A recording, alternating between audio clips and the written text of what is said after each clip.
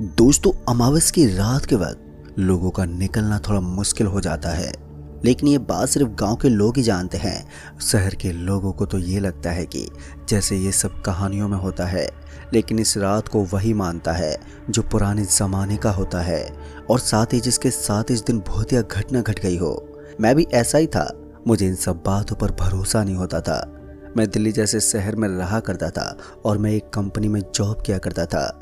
लेकिन जब देर रात मुझे वहाँ पर लेट हो गया तो उसके बाद मेरे साथ उस रात ऐसी घटना घटी जिसे मेरे दिमाग से निकालना तो दूर की बात है, मरते दम तक वो मेरे जहन में बसा हुआ रहेगा। उस दिन जब मैं उस गाड़ी में बैठ गया तो उसके बाद उसने मुझे मेरी मौत से रूबरू करवा दिया। उस दिन मैं एक ऐसे आदमी से मिला था जिसके बारे में मैं आपको कहानी के अंदर बताऊंगा।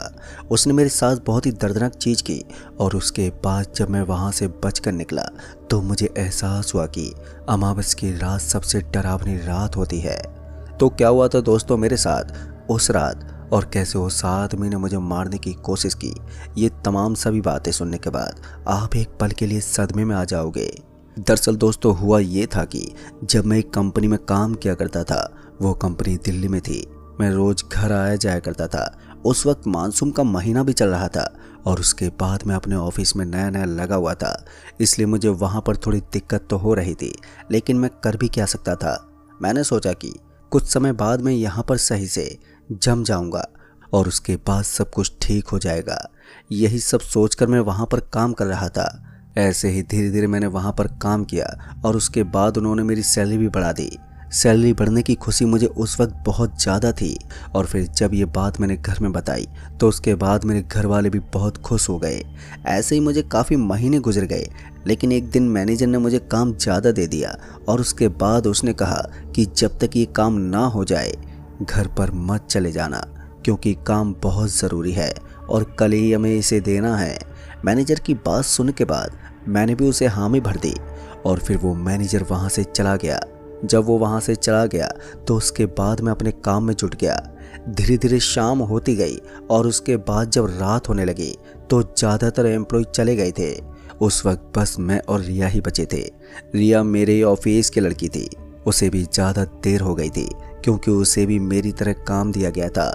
हम दोनों का बहुत ही ज़्यादा देर हो चुकी थी, जिसके चलते हम दोनों ने जल्दी से काम को ख़त्म किया। जब काम ख़त्म हुआ तो उसके बाद हम दोनों उसी वक्त वहाँ से निकल गए।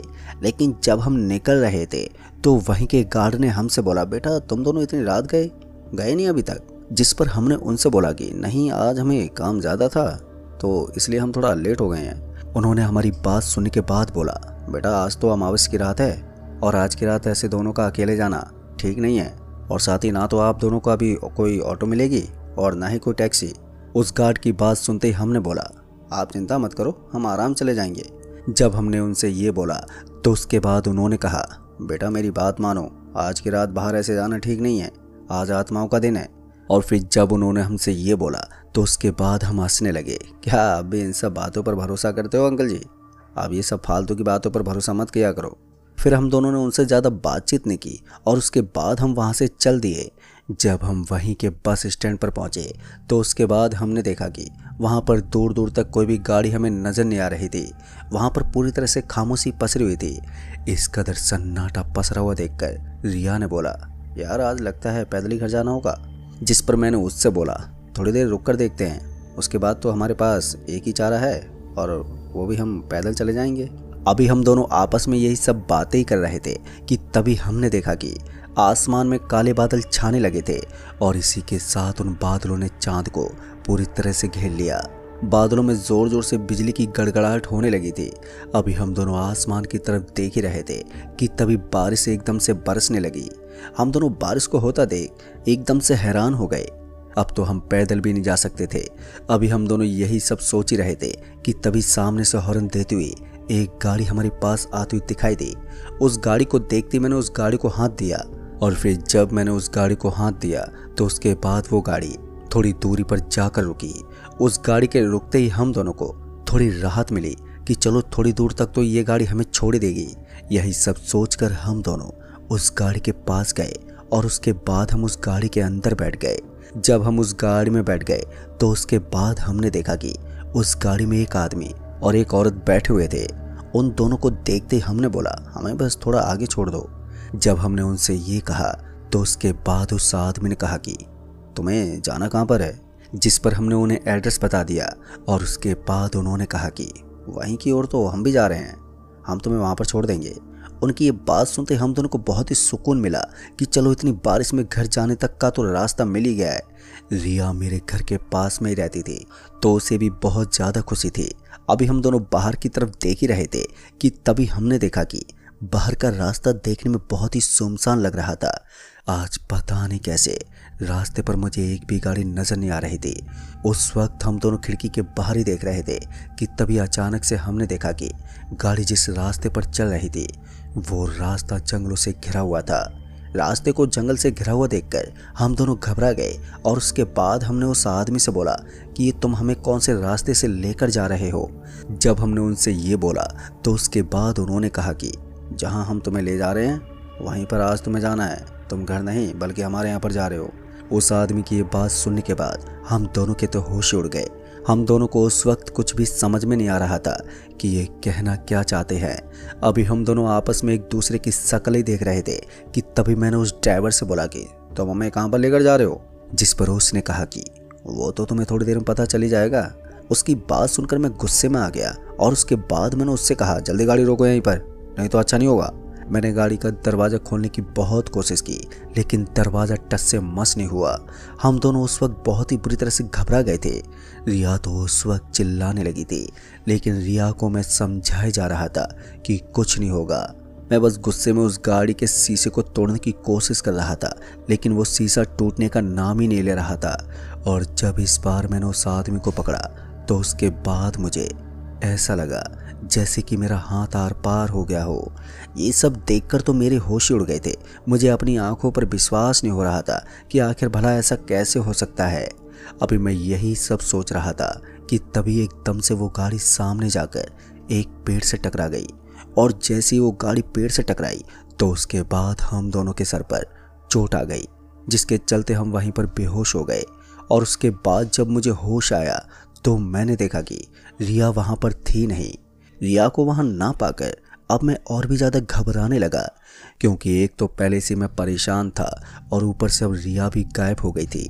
मैं जल्दी से गाड़ी से नीचे उतरा और उसके बाद मैंने जो देखा उसे देखकर तो मेरे फिर से होश उड़ गए। दरअसल मैंने देखा कि वहाँ पर एक हवेली बनी हुई थी।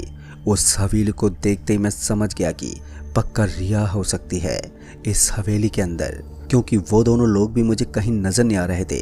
इसलिए मैंने उस हवेली के अंदर जाने की सोची। वहाँ पर पूरी तरह से सन्नाटा पसरा हुआ था। उस हवेली के अंदर से मुझे रोशनी आते हुए दिखाई दे रही थी, जिसके चलते मैं समझ गया कि कोई ना कोई तो इस हवेली के अंदर होगा। अभी मैं यही सब सोच रहा था कि तभी मेरे कानों में रिया की आवाज़ सुनाई दी। उस आवाज़ को सुनते मैं समझ गया कि रिया मुझे मदद के लिए बुला रही है। वो किसी मुसीबत में है, क्योंकि उसकी आवाज़ में मुझे दर्द सुनाई दे रहा था, जिसके चलते मैं तुरंत ही उस हवेली के अंदर जाने लगा। अभी मैं हवेली के अंदर ही जा रहा था कि तभी मैंने देखा कि वहाँ पर मुझे बहुत ही पुराने पेड़ दिखाई दे रहे थे। और उस पेड़ को देखते मुझे थोड़ा डर लगने लगा, क्योंकि वो पेड़ देखने में बहुत ही ज़्यादा डरावना लग रहा था। अभी मैं उस हवेली के अंदर ही जा रहा था कि तभी सामने की ओर मुझे एक औरत अंदर जाते हुए दिखाई दे रही थी। उस औरत को देखते मैं उस औरत को आवाज़ देते हुए उसके पीछे उस हवेली के अंदर जाने लगा। अभी मैं अंदर ही जा रहा था कि तभी मेरे कानों में रिया की आवाज़ सुनाई दी। वो चिल्लाए जा रही थी।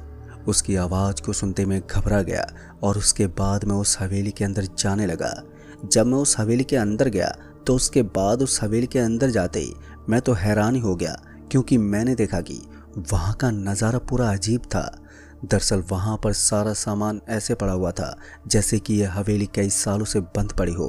अभी मैं वहाँ पर इधर उधर देख ही रहा था कि तभी मैंने देखा कि सामने की ओर मुझे एक परछाई दिखाई दे रही थी। उस परछाई को देखते मैंने कहा कौन है वहाँ पर जब मैंने उससे ये बोला तो उसके बाद वो परछाई अपने आप ही गायब हो गई। उस परछाई को गायब होता देख मेरे तो होश ही उड़ गए। मैं अभी वहाँ पर रिया को आवाज़ ही लगा रहा था कि तभी उस वक्त वहाँ पर रखा हुआ सारा सामान अपने आप ही हिलने लगा, जिसे देखकर अब मेरे हाथ पर कपकपाने लगे थे। मुझे यकीन नहीं हो रहा था कि मैं यहाँ पर इस हालत में हूँ। अभी मैं वहीं पर खड़ा रिया को आवाज़ ही दे रहा था कि तभी एकदम से मेरे सामने रिया आ गई। रिया को सामने देखते ही मुझे थोड़ी राहत मिली, लेकिन रिया ने मुझसे कहा, अपने पीछे देखो। उसकी ये बात सुनने के बाद जब मैंने अपने पीछे देखा तो उसके बाद तो मानो मेरे चेहरे के पसीने छूट गए, क्योंकि मेरे सामने वही आदमी खड़ा हुआ था। उस आदमी को देखते मेरे शरीर के रोंगटे एकदम से खड़े हो गए, क्योंकि उसका चेहरा पहले जैसा नहीं था। उसके चेहरे की हड्डियां दिखाई दे रही थी, उसकी आंखें पूरी सफ़ेद थी, जिसे देखकर मेरे तो पैरों तले ज़मीन खिसक गई। डर की वजह से मेरे हाथ पैर भी दोनों जम से गए थे, लेकिन मैं उस वक्त कुछ बोलने के काबिल भी नहीं था। अभी वो आदमी मेरे सामने ही खड़ा था कि तभी उसने मुझे मारा और उसके बाद मैं सीधा जाकर एक टेबल से टकरा गया। जब मैं टेबल से टकराया तो उसके बाद मेरे सर पर चोट आ गई और उसके बाद मैं वहीं पर फिर से बेहोश हो गया। और फिर जब कुछ समय बाद मेरी आँख खुली तो उसके बाद मैंने पाई कि रिया मेरे बगल में पड़ी हुई थी, लेकिन वो बहुत ही ज़्यादा ज़ख्मी हालत में थी। मैंने उसे उसी वक्त उठाया और उसके बाद मैं उससे कहने लगा कि ये हालत तुम्हारी कैसे हुई, जिसके बाद उसने कहा, उस औरत ने मेरी हालत की है। उसकी ये बात सुनने के बाद मैंने कहा, आज हम भूतों के चक्कर में फंस गए हैं। उस गार्ड ने सही कहा था कि आज अमावस की रात है और आज का दिन भूत प्रेतों का होता है। मैं अभी रिया को उठा के बैठा ही रहा था कि तभी मैंने देखा कि वहाँ पर वही दोनों लोग आ गए, और वो दोनों लोग कोई और नहीं थे बल्कि वही भूत थे। उनका रूप देखकर हम दोनों की हालत अब खराब होने लगी थी। उस वक्त हमें ऐसा लगने लगा था जैसे कि आज हम दोनों की मौत हमारे सामने खड़ी हुई है। उस वक्त मैं वहाँ पर देख रहा था कि वहाँ पर कोई ऐसी जगह है जहाँ पर हम चुप रह सकते हैं। अभी मैं वहाँ पर देख ही रहा था कि तभी मैंने देखा कि उस आदमी ने कहा कि आज हम तुम्हें छोड़ेंगे नहीं, जो हमारे साथ हुआ वही आज हम तुम्हारे साथ करेंगे। उसकी ये बात सुनते मैंने उससे कहा, क्या हुआ था तुम्हारे साथ? जिस पर उस आदमी ने कुछ भी नहीं बोला, बस उस आदमी ने मुझे पकड़ा और उसके बाद वो मुझे लेकर जाने लगा। अभी वो मुझे लेकर जा ही रहा था कि तभी मैंने देखा कि रिया दर्द के मारे चिल्लाई जा रही थी। रिया को दर्द में देखकर मैं बहुत ही ज़्यादा घबरा रहा था कि उसे कुछ ना हो जाए, लेकिन जब वो आदमी मुझे हवेली के अंदर से लेकर बाहर आ गया तो उसके बाद उसने मुझे एक कुएं के सामने फेंक दिया। और उसके बाद मैं वहाँ पर दर्द के मारे उससे बोले जा रहा था कि मुझे छोड़ दो, लेकिन वो आदमी मुझ पर कोई भी तरस नहीं खा रहा था। वो बस बोल रहा था कि मैं भी तुम्हारी तरह ऐसे ही बोल रहा था और किसी ने भी मेरी मदद नहीं की, तो मैं तुम्हें भला कैसे छोड़ दूँ? तुम जैसे लोगों ने इस दुनिया में इंसानियत रखी नहीं है। दोस्तों, मैं उस आदमी की बात को समझ ही नहीं पा रहा था कि आखिर वो कहना क्या चाह रहा है। जब मैंने उससे पूछा कि मुझे बताओ कि तुम्हारे साथ क्या हुआ था, तो बड़ी मुश्किल से उसने बोला कि कुछ महीने पहले जब मैं और मेरी बीबी यहाँ से गुजर रहे थे तो उसके बाद हमें दो आदमी लिफ्ट मांगते दिखे। हमने उन्हें लिफ्ट तो दे दी और उसके बाद उन लोगों ने हमें इस हवेली के सामने रुकने को कहा। उन लोगों ने मेरी बीवी की गर्दन में चाकू रख दिया और उसके बाद उसे इस हवेली के अंदर लेकर आ गए।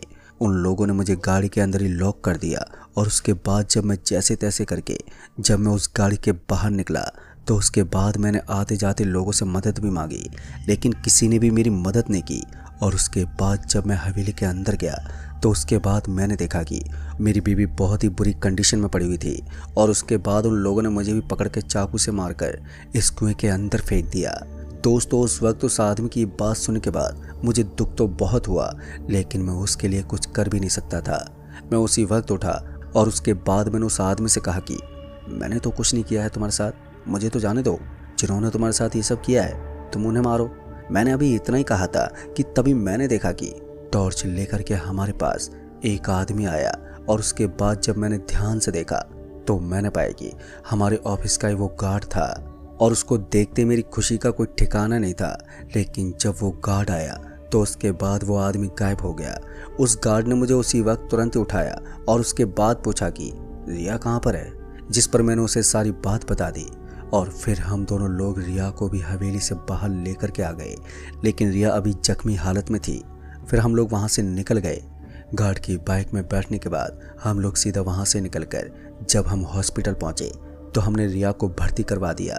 और उसके बाद रिया को भर्ती करने के बाद जब मैं अपने घर पहुँचा तो उसके बाद मैंने सारी बात अपने घर वालों को बताई, जिसके बाद वो लोग भी बहुत ही ज़्यादा डर गए। और उसके बाद जब कुछ दिन बीत गए तो मैं रिया से मिलने के लिए गया तो रिया उस वक्त ठीक हो चुकी थी। लेकिन रिया ने जो बताया उसे सुनकर तो मेरे होश उड़ गए। दरअसल उसने बताया कि उस औरत ने रिया को बुरी तरह से नोचा और उसके बाद जब उसने उसका रूप देखा तो वो उसी वक्त बेहोश हो गई।